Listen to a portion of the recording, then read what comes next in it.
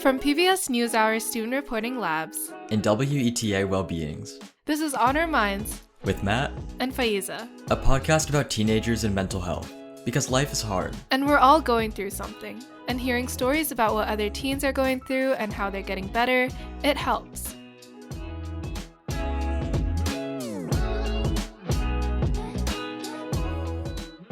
A note before we get started. Today we're going to be discussing grief, death, depression, and suicide.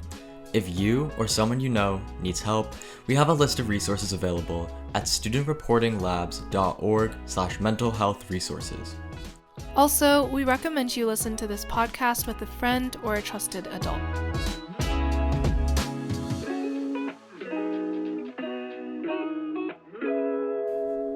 Hi Faiza. Hey Matt. Today we have kind of a tough episode. Yep, we're going to hear today from teens who have lost friends or family members. They share about their loss and the grief they experienced. Have you ever lost someone, Matt? I lost my grandpa 2 years ago, and I wasn't very close to him because he spoke Spanish, so there was definitely a language barrier there. However, I definitely saw my mom experience that grief and that journey she went through, and I can only imagine how she must have felt. What about you? Personally, I've never lost someone within my life due to death, but I've definitely experienced grief by losing a friend, and just that loss of a relationship or bond with someone really does hurt. I also think that a lot of times parents or adults, or actually I guess my parents do this, I don't know if this applies to you, but I feel that oftentimes my parents want me to be happy because they want to protect me from feeling bad. But I think that it's important to let ourselves be sad when that's how we really feel, because I think just when you let those emotions get all bottled up, it's not productive and it doesn't let you process that grief in a healthy way. That's so true. And sometimes overwhelming grief can turn into depression. This is what you'll hear in our first story from Tyler, a high school student from Virginia. Tyler talks about his friend who died of suicide, which can be really hard to talk about. Last season, Noah interviewed therapist Cheryl Aguilar. Here's what Cheryl said about suicide and why we should talk about it.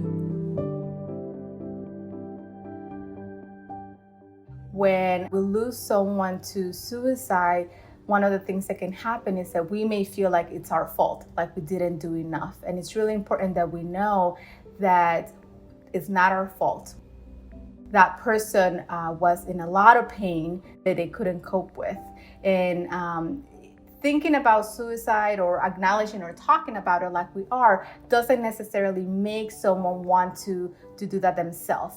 That's a misconception that a lot of people believe, that the more we talk about suicide, the more we're going to put it in people's heads. That's actually not true. The more we talk about the suicide, the safer we make it, so other people who are in distress can talk about it and seek the help that they need.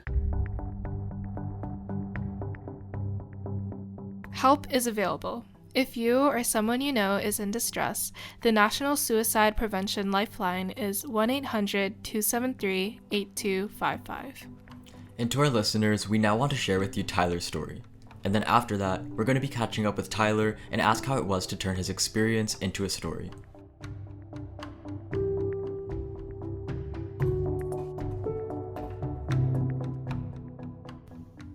I entered my freshman year of high school with low expectations. I was scared of not fitting in. The congested hallways made me feel insignificant, and I was lost in a sea of people. Many of my friends were struggling with similar concerns. In November of that year, one of my friends died of suicide. He hadn't spoken to anyone about what he was going through, so it came as a shock to the whole school.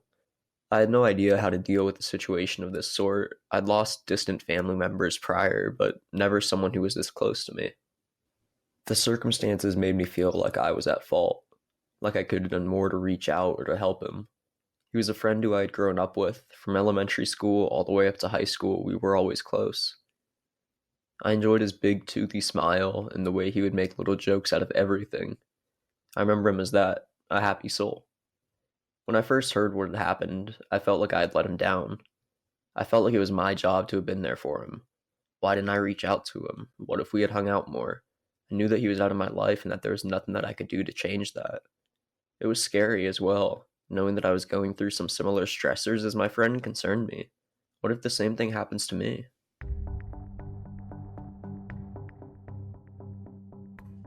My family played a major role in getting me through the loss of my friend. My grandparents' house was an escape for me. After coming home from hearing the tragic news, I went over to see my Nana and Granddad, my mom's parents who lived nearby. Nana made me a root beer float and we watched old movies to comfort our shaken up minds. My Nana had been battling cancer since I was about 7 years old, but she would always look on the bright side of life. She was a strong Christian who loved everyone no matter who they were. She would always put others first, and that was an example that I still try to follow. A couple of months after my friend passed in March of 2020, my Nana's situation took a turn for the worst and she passed away. In less than half of a year, I had lost 2 people who I loved dearly. I was sent spiraling to my rock bottom.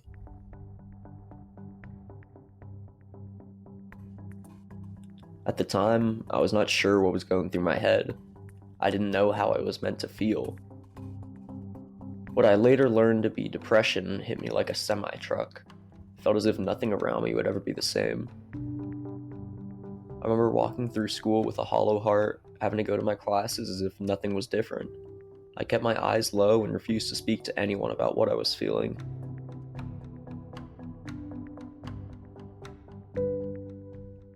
My parents and I sought out therapy options, yet I still felt alone.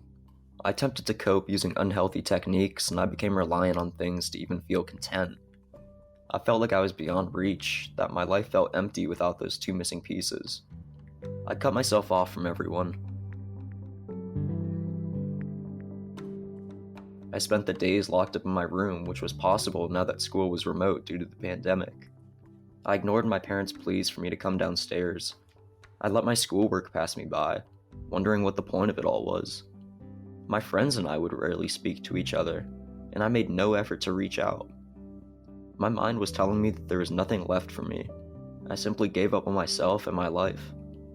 It's now 20 months after my friend passed away, and I'm still here. I'm finally starting to feel better, more like myself, the myself I remember. The journey of mental recovery is nowhere near a straight road. I've had to face twists, turns, and even canyons. I try to remember to just keep on pushing and not to give up. The dark moments will still manage to make their way through, but I'm stronger now after being forced through devastation. Remembering the bad times is hard, but it actually helps motivate me to do the things that I know help, like exercising and spending time with my family, so I don't let myself get into such a bad place again. I keep pictures of my friend and my grandma next to my bed, because despite how much I might dread thinking about the grief in my past, I can't stand to lose the good memories.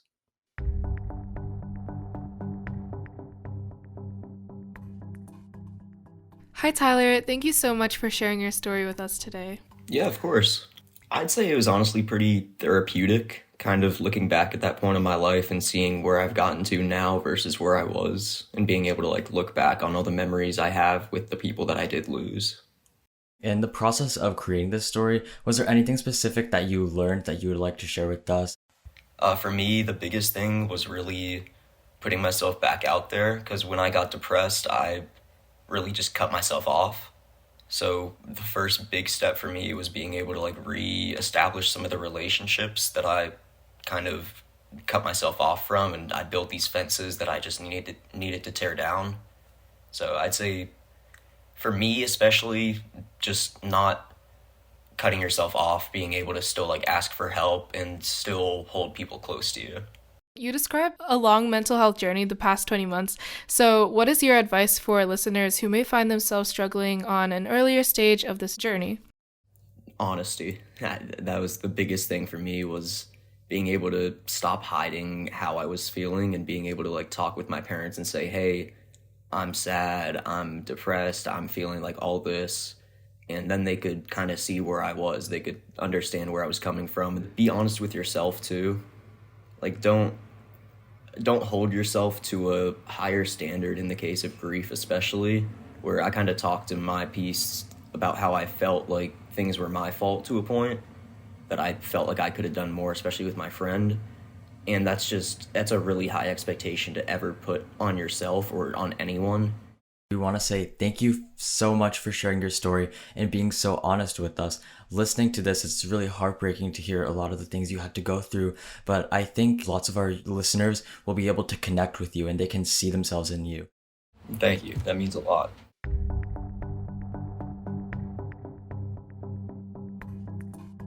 I'm glad that making his story was therapeutic. That's one of the hopes with this podcast.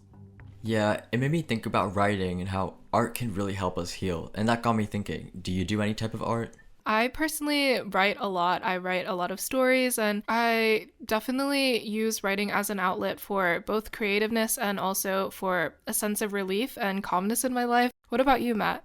I've always wanted to be able to do art. So I remember in middle school when we had art classes, I would really try to do something really cool, but it would never really work out. So I just kind of think that art isn't necessarily for me. But in terms of writing, I definitely really enjoy writing. Whether it's like stuff we do in class where it's more formal pieces, I think that can be therapeutic for me. Or then also just like me writing stuff in my notes app or really long text messages like venting. I think that in a way is also art. So I do think that art is a great way to explore our feelings. Yeah, and that's a good segue to our next story. Sierra, who is a high school student from Oregon, interviewed her sister Shyla, talking about grief and music. Suicide comes up in this story as well. Again, the National Suicide Prevention Lifeline is 1-800-273-8255. The music you'll hear is both written and performed by Shyla.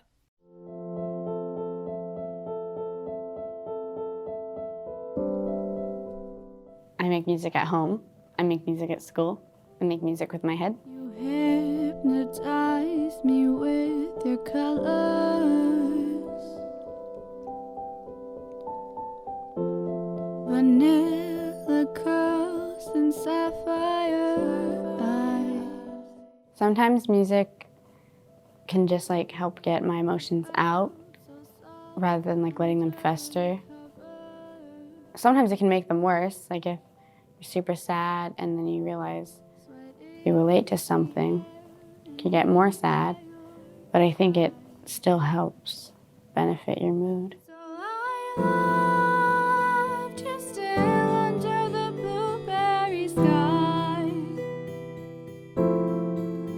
and I held you close till there were tears in your eyes.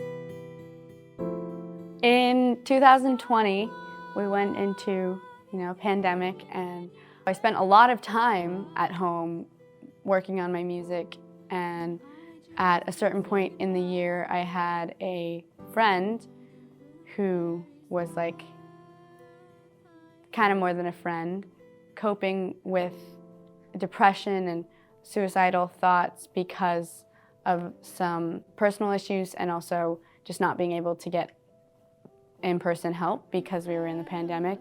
And eventually later that year, they committed suicide, and I didn't really know how to deal with that. I might as well die. The blood stains feel so reminiscent of how I love, no matter how little you tried. They would never describe anything with colors. It was always feelings. She was like, blood isn't red, it tastes like copper, so blood is copper, but the color of copper isn't the color of blood, and the sky isn't blue, it's a blueberry. And she said that for everything. She said that my skin wasn't white, it was a peach that was frozen. That was something I noticed about the way that she saw the world, and I thought that it was really beautiful. Remember how you called it that on our first date, along with my first name, and the butterflies came. You said the colors can't feel themselves the way we feel them, like how blood is copper instead of just spend your whole life listening to other people's music and how it can resonate with people, how they can put feelings into words. And when you do it for the first time, it's like self-discovery. You're like, whoa, now I just put how I feel on paper, and it makes me feel like it's something that kind of keeps her around, even though she's not really physically here. You didn't love me when I left you to die, but I'll always love you like you love the blueberry sky. When I'm feeling things, being able to get them out, and I think for everyone, being able to get them out in whatever way you can is really helpful. A lot of people write songs and write poems and write books and paint things, and that betters us. We're bettered for it.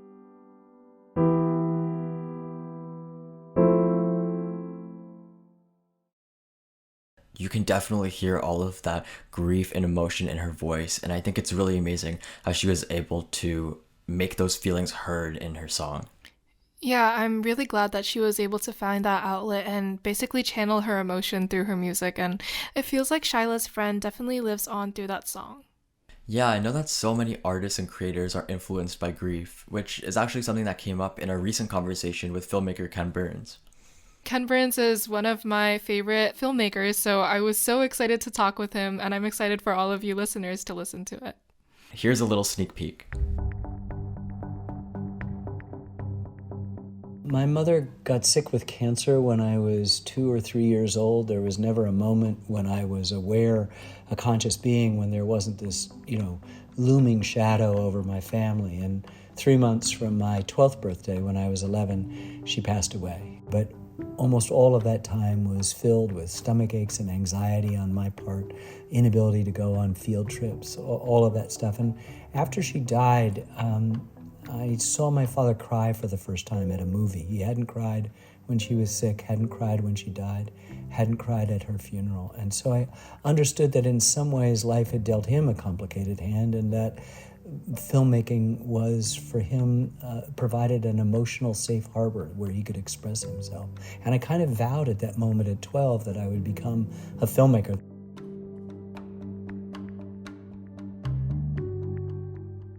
Look out for the longer version of our conversation with filmmaker Ken Burns coming out next. It's so good. At the end of June, PBS will premiere Ken Burns' documentary film called Hiding in Plain Sight: Youth Mental Illness. You won't want to miss it. Today's stories were produced by Tyler from Dominion High School in Sterling, Virginia, And Sierra and Shyla from Beaverton Academy of Science and Engineering in Beaverton, Oregon. This episode was produced by youth media producer Briget Ganske, with editing from Chris Schwalm and production assistance from Jaylah Moore-Ross. Executive producer Leah Klapman, and the rest of the student reporting lab staff. The song Blueberry Sky is by Shyla Winchester. Other music by Blue Dot Sessions. Once again, if you or someone you know needs help, we have a list of resources available at studentreportinglabs.org/mental-health-resources. And tell your friends about us. Spread the word. The more people who know about mental health, the better.